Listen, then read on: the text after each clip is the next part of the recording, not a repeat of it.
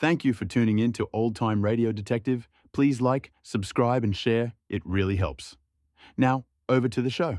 The National Broadcasting Company presents The Adventures of Sam Spade, Detective.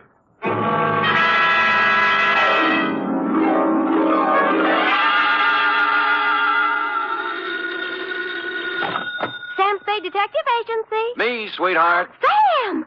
I heard you were hobnobbing with the wealthy set of our city. If what I was doing is their idea of hobnobbing, I'm glad I'm in the lower income brackets. What do you mean? What happened? I will only reveal that, Effie, in the intimate secrecy of our office. Was it that bad? Worse, F, emotions ran amok. Passions were strewn from Fisherman's Wharf to the peninsula. Oh. Hatreds festooned the very air. And there was jealousy, too. My. It was positively lurid, as they say. Do you think it's all right for me to hear it? Well, I'll expurgate it a little, F. I'll water it down to your strength. I'll use monosyllabic instead of polysyllabic words, and so on. Now, Sam, I want you to tell me everything you think I should hear. And then just a little more. It's a deal, F. Prepare yourself for listening, and I will shortly make my entrance with a saga of society skullduggery, the lowdown on the uptown and all that. Now, if we need a name for it, why not call it the Vendetta Caper or the Revenge of Monte Cristo?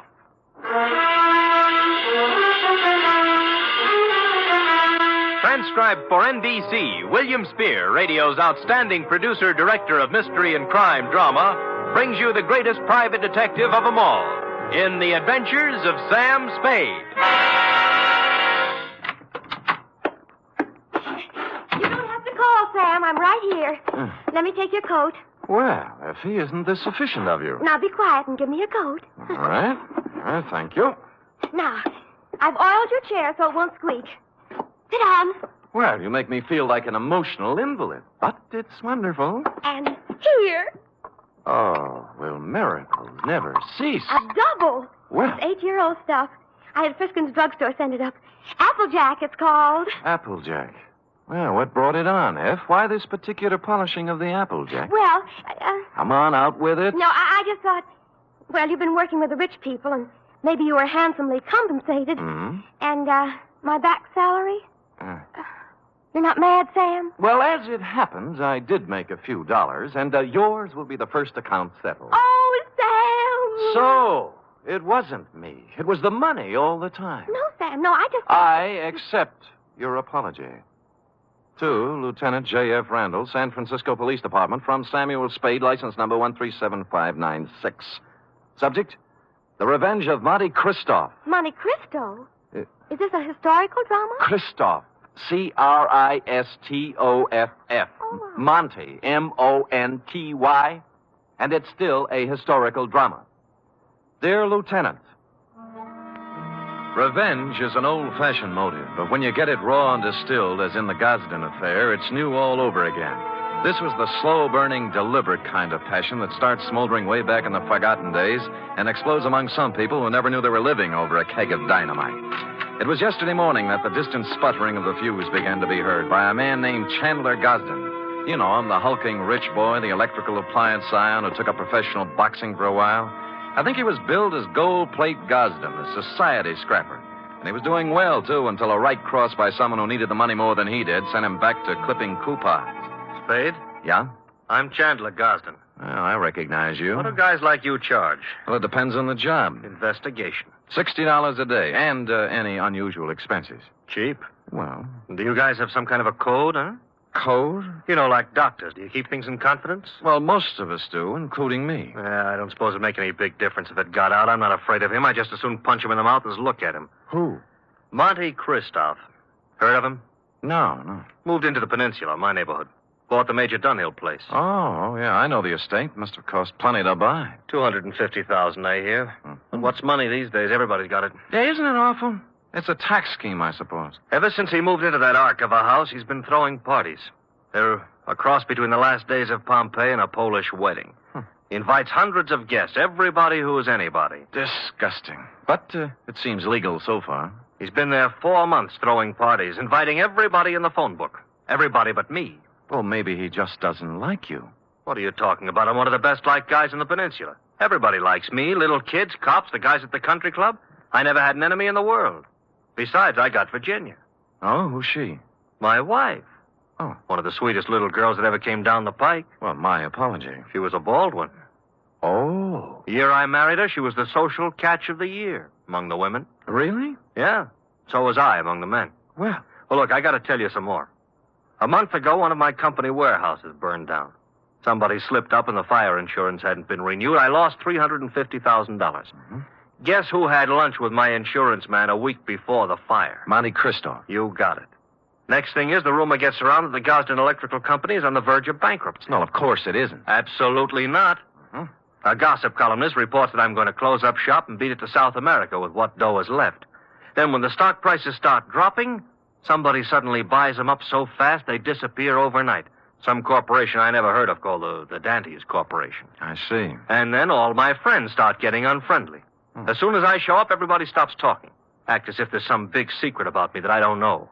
And they've all been to Monte Cristo's parties lately. That's right. The week after he arrived in town, all these things started happening. Now, what I want to find out is why. I don't even know the guy, but he's making a big change in my life. Well, it sounds like you're entitled to know. I don't know how far I can get. The best I can do is find out who he is, where he comes from, who his friends are, all those things. Okay, you're hired. Now, find out everything about this Monte Cristo. I got to know what's going on. I'm sorry, Chandler.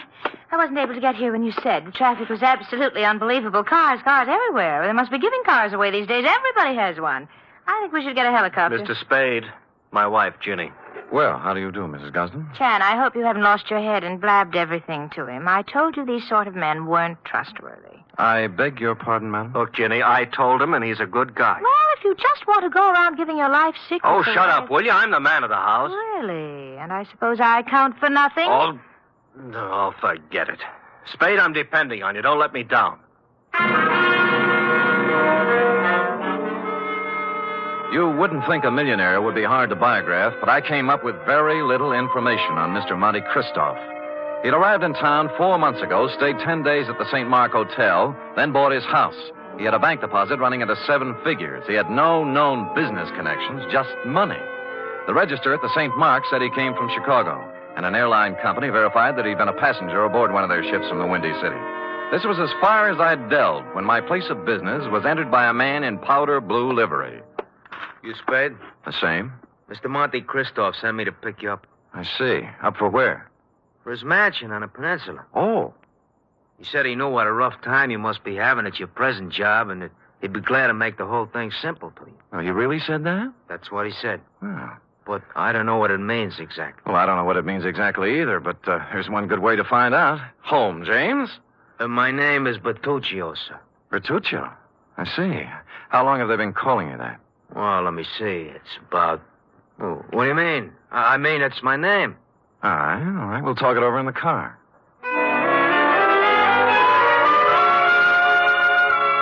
The car was long and blue and smooth. I'm as democratic as the next guy, and I would just as soon have ridden up front with Bertuccio, but no, he wouldn't hear of it. I had to ride in a back seat with a window of bulletproof glass separating us. And thus we rode down to the peninsula. We glided down elm-shaded streets and finally through the gate of Monte Cristo's estate. The driveway was lined with spring green poplars. The mansion door was opened by a rear admiral, and I was ushered in. I wouldn't want to say that the living room was large, but I coughed once, and it was a full minute before the echo came back. A door opened somewhere, and a tanned, hard-bodied man walked in across the marble floor with an outstretched hand. It was tougher than whalebone. I appreciate your coming, Mr. Spade. Mr. Christoph. Did you have a drink? Champagne, Scotch, Irish, what? Oh, anything, whatever you like. Good. I figured you for rye. It's already ordered. Rye it is. Cigar? No, thanks. They're custom rolled Havanas, made expressly to my own taste. No, thanks anyway, but I have some beat-up cigarettes here, son. Don't try mine. The King of England, I did him a favor once. He ships them over. How is George? You drink, Mr. Spade. Oh, thank you, Bertuccio. Now, you've been investigating me, Yes. and you haven't found out anything. How'd you know, Mr. Christo? There's nothing to find out. Well, you read. I'll do you a service and save you time and money. Well, that's a handsome offer. I accept. I was born in Michigan to a prosperous lumber family. I went to Phillips Andover and Harvard. Well, Mark's fair. I served with the Army in the recent war. Major, military police, wounded twice. Parents died while I was in Italy. I inherited enormous lumber holdings, which I sold. Hence my bank account. I like San Francisco. Came here, settled down. Well, you're very kind, but I don't need all this. I have more money than a man can spend in a lifetime. And by that, I don't mean to boast. It was an accident of birth. Yes. Now, Mr. Christoph, I'm only trying to find out. I know what you're trying to find out. Chandler Gosden put you on my trail. Well, there's no need to deny it. And what would you take to get off my trail, Mr. Spade? Well? New car, a selection of fine liquor, a better job, cash? All rather enticing, but I'm afraid you've misjudged me, sir. I only work for one client at a time. Is there anything wrong with switching your allegiance? Well, I'm afraid it wouldn't be cricket. Is that the way they say it at Andover? Very well. Huh. Then I'm afraid I've given you all the information I can about myself. Well, you've been very generous. But just one other thing. How long did you live in Chicago? Chicago? Yes. I never lived there. But you flew here from Chicago. Oh, that. I was just there on business. Uh-huh. Well, if you say so. Bertuccio is outside with a car. He'll drive you back to your office. And with that, he turned and left me. Outside, Bertuccio was waiting. Impassively, he ushered me into the limousine and started out. Only we didn't head for my office. Instead, we seemed to be leaving town. I banged on the glass between us, but Bertuccio didn't choose to answer. When we stopped at a light, I tried the doors, but they were both mysteriously locked. I was a prisoner in a moving jail. I made desperate signs to passers-by and traffic policemen I knew, but they just smiled and waved back at me. It was all very jolly. So I sat back and waited. About 20 or 30 miles out of town, we pulled onto a lonesome road and stopped. Here we are. Well, just where are we and why? Now, don't blow your top. Christoph told me to take you out here and to give you this. Oh? What's in the envelope? Money. $2,000 to be exact. Well, that's a lot of grands. They're going to do a lot for you. You're going to take it and keep going north. 48 hours will be long enough, just so you keep out of Frisco. Well, just so you know how I stand, I'm going back. You know, I was hoping you'd say that. Now I can do things my own.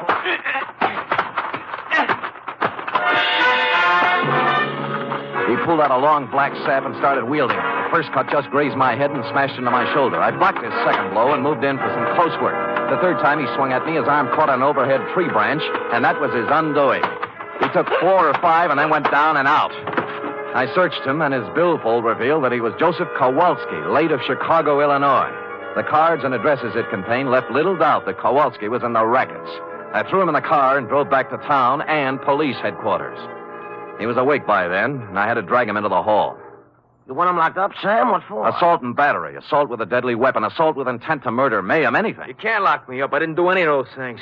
Anyway, if I did do them, it was in San Martin County, not Frisco. Well, Sam, I don't know what I can do. He's got to do something in our jurisdiction. Sure, see? All right, he picked my pocket on the way into town. Here, Kowalski. What? See, look, he's got my wallet in his hand right now. Why, of all the brazen lawbreakers, you going to let him get away with this, walking right into headquarters with the evidence in his hand? Oh, wait a minute. Come on, Kowalski. We go pretty hard on pickpockets in this town. I'm being framed. I want a lawyer. Get me a telephone. He was dragged away, protesting. He got no sympathy from me. He started. Lieutenant Randall then teletyped Chicago to find out more about him. In about an hour, the report came back. I won't read his whole record, Sam, but he's paid for everything, they say. He's clean. Huh? However, it does say he was the bodyguard for a man named Barney Moffat. It says Moffat was a shady business operator. Picked up several times, but nothing hung on him. He left town about the same time Kowalski did. He's listed as undesirable, but he's not wanted. Oh, thanks, Lieutenant. If a man named Barney Moffat had a hood named Joseph Kowalski as a bodyguard, and they both disappeared from Chicago at the same time, the obvious conclusion was conclusively obvious. I drove the limousine back to Christoph's estate. But as I parked the car, my headlights hit another car. There was someone getting into it, Mrs. Chandler Gosling.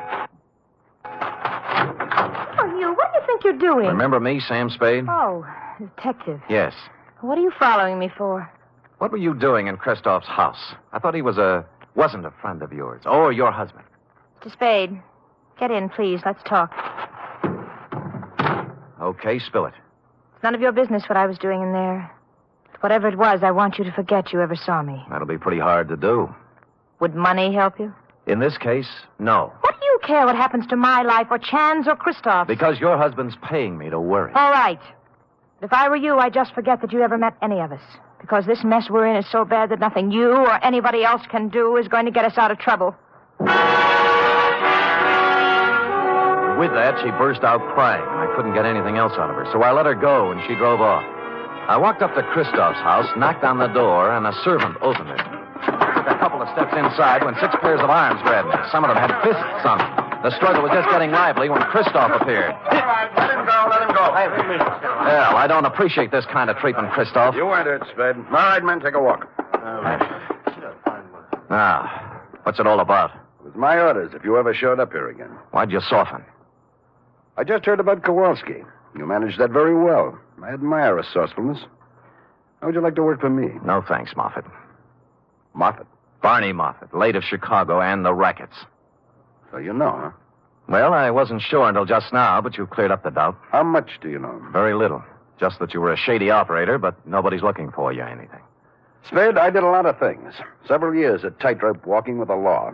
But I never did anything they could jail me for. I have an idea you're considering doing something in the near future. What makes you say that? Well, it's a vendetta, isn't it? Monte Christoph and Bertuccio the Steward and the Dentist Corporation. You couldn't resist the drama, could you? All from Dumas' novel. But why? Why do you want to play the Count of Monte Cristo? What did Gosden do to you to merit all this revenge? Tomorrow. It'll be over tomorrow. And with that, he clutched at his heart and fell forward at my feet.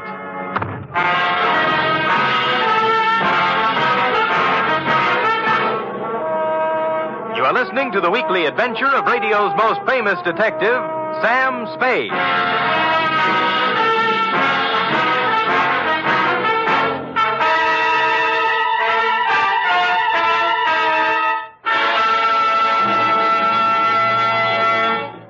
Three chimes mean good times on NBC. If you've been searching for mystery on Saturday night, put away your magnifying glass and follow these clues. Dial this NBC station tomorrow evening and listen for the chimes, and then you'll be off on a perilous trip with The Man Called X, starring Herbert Marshall. And if you've been searching for music, too, on Saturday, then Eileen Wilson is your dish as she stars in Your Hit Parade with Snooky Lanson and Raymond Scott's orchestra.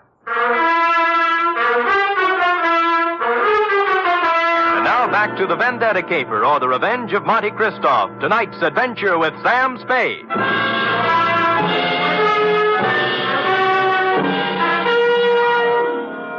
I bent over and listened to his heart. It was okay. Monte Christoph had just keeled over, apparently, from a crescendo of emotion.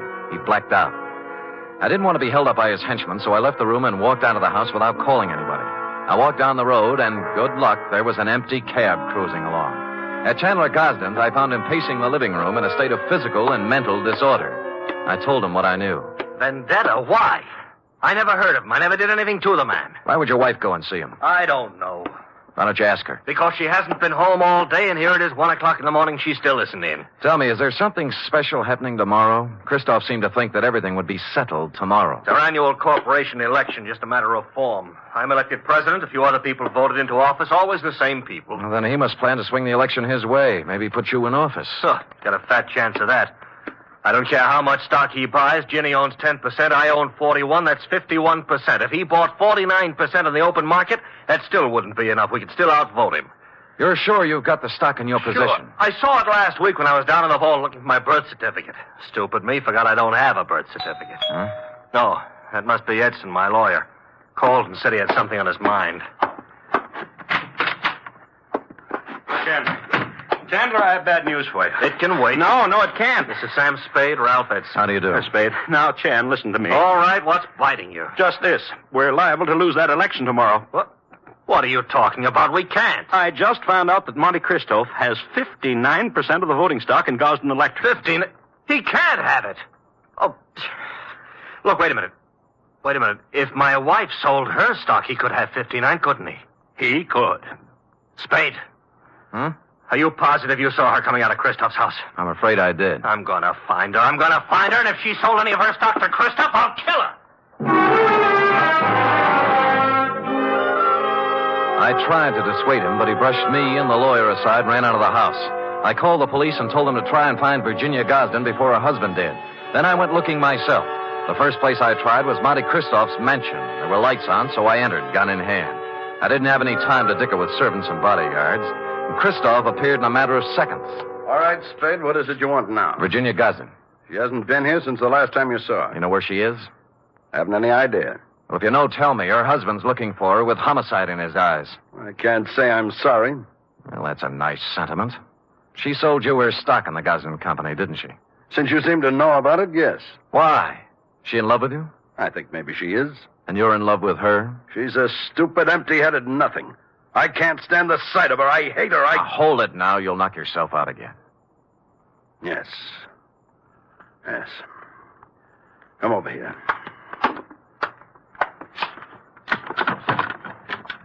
Take a good look at that. No, it's a pillow. An ordinary pillow.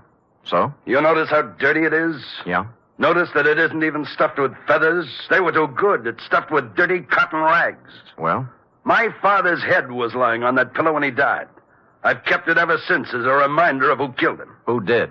A man named Elwood Gosden. A man who cheated and lied and stole everything he had in his life. Chandler's father, huh? Yes. My father and Elwood Gosden had a hardware store once. My father invented an electric iron. Ever heard of the Gosden iron? Yeah. It should have been the Moffat iron. Elwood Gosden stole the plans from my father, registered them first, and then drove my father out of business. He made a fortune out of it, and then went into other electrical appliances. Well, things are beginning to gel now. My father became a peddler and died poor and broke and ill. My mother died 20 years before she should have from overwork, while the Gosdens grew fat and respected on the Moffat brains. So you started your vendetta, huh? I started it the day my father died. I set out to make one thing in this world, money. And I made it in handfuls. You can look me up. Barney Moffat, Chicago. Gambling, black markets, gun running, slave trading, anything and everything that had a big profit in it. And then I set out for San Francisco to break that Creighton son of Elwood's and his whole family. And on the way, you lost a guy named Barney Moffat. What difference? Look, you've got money now and everything you need. Why go on with it? I don't care anything about money. I only want to use it against them. Do you know why I had all those parties? To buy stock from people. Yes. Stock in the Gosden Company. I've paid twice, 3 times what the shares were worth.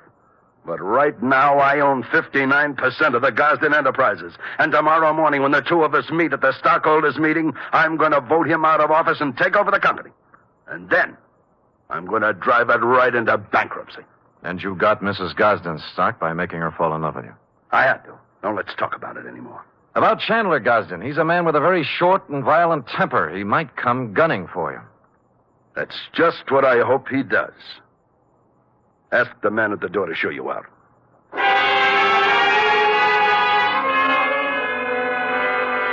I spent most of the night trying to find Virginia Gosden with no luck. Chandler didn't return to his house, so I didn't know what he was up to. It was early the following day when I got my first report. Lieutenant Randall called me down to police headquarters. We found her, Spade. Dead or alive? Oh, about halfway in between. She was shot in the chest at close range. Gun right up against her. But she's still living. And what are her chances? Fair. Where'd you find her? In a walk-up apartment on Polk Street. It was registered to her. Looked like a love nest, a place where she met a boyfriend or something. No weapon. I see. I figure murder attempt, her husband. We have a pickup on him right now, but so far he's vanished. Shame, fine old San Francisco family. What do you know, Sam? Well, give me a free hand for a couple of hours, will you? Maybe I can do something for this fine old San Francisco family.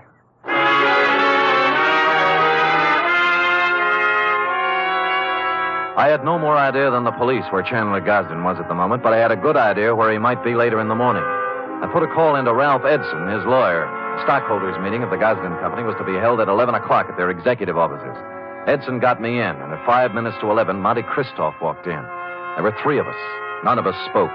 We just sat around a long, polished table, alternately watching the clock and the door. At 11:03, the door opened. Chandler Gosden stood there, rumpled, red-eyed, vicious. He had a gun. The first man who moves is going to get a bullet right in the face. Chandler, for heaven's sake. Shut up. Is that the gun you tried to kill your wife with? It's the gun, but I didn't try to kill her. She did it herself because he drove her to it. Me? Yeah, you, Christoph. You were meeting her in an apartment. Don't think I've been dumb. Put the gun away and let's get down to business. Are you kidding? I got the same gun she used on herself, and I'm going to use it on you. Well, stop talking and get it over with. You act as if you want me to do it. All right. Edson, Spade, clear out of here. Gosden, use your head. I said get out of here. Now go on. Okay, but don't take your eye off him. He's got a gun in his pocket. Don't worry, I won't. You were working for him. Working for him all along, everybody was. No, now listen to me. He wanted you to kill him. He doesn't care about himself. He just wanted you to be put away for murder. Spade, this is our affair, not yours. Now, look, both of you shut up and listen. This is a tough thing to try to settle something that's been boiling up in you, Moffat, ever since you can remember. You spent all of your grown-up life trying to get back at the wrong man. It appealed to some ironical sense of yours to carry out the Monte Cristo revenge story. Now, let me ask you this.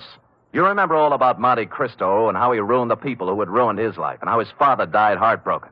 But do you remember the end of that book? Go on. He found that he couldn't bring himself to revenge the wrongdoings of families on their innocent children. That reads good in a book, but I don't feel that way. Well, maybe you will when you hear this. What? This man right here that you spent 20 years getting ready to ruin is not even a Gosden. Huh? What? He's an adopted son. Mr. Elwood Spade, Gosden adopted him from an Oakland orphanage on October 11th, 1907. I got the records to prove it this morning. I don't believe it. I would have known. Mr. Edson, you've always been the family lawyer. Isn't this true? It was a long chance that Edson would play along with it, but to bring it off, it needed the final clincher. Lawyer Edson looked at me, then looked at Chandler Gosden. He gulped and licked his lips. It's true. It's true, Chandler. Adopted? Your father never wanted you to know. Chandler didn't move. He just stood there stunned. But Barney Moffat sank down into a chair and buried his head in his hands. Edson and I looked at each other and waited. And finally, Christoph looked up and spoke. Start the meeting. Mr. Edson? I hereby declare the annual stockholders' meeting of the Gosden Company open. Mr. Gosden? I don't care what happens now. I bow to the majority stockholder. Oh, Mr. Christopher... I beg your pardon, Mr. Moffat? As the majority stockholder, I vote that the chairmanship of the Gosden Electrical Corporation remain as it has for the past 20 years with Chandler Gosden.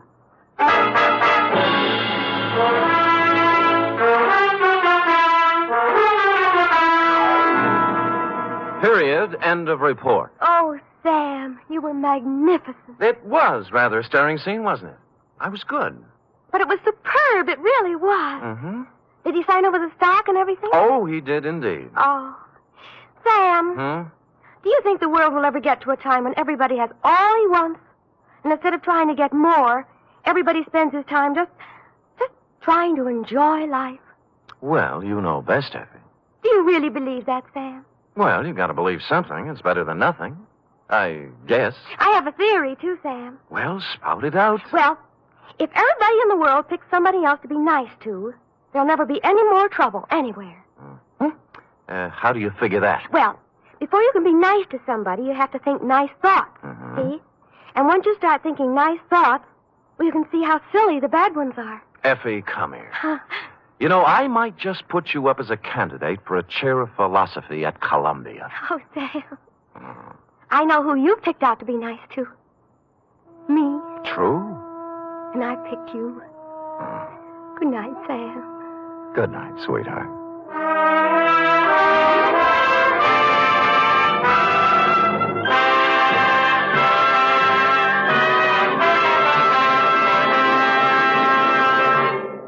Tonight's transcribed Adventure of Sam Spade was produced, edited, and directed by William Spear. Sam Spade was played by Stephen Dunne, Lorene Tuttle as Effie.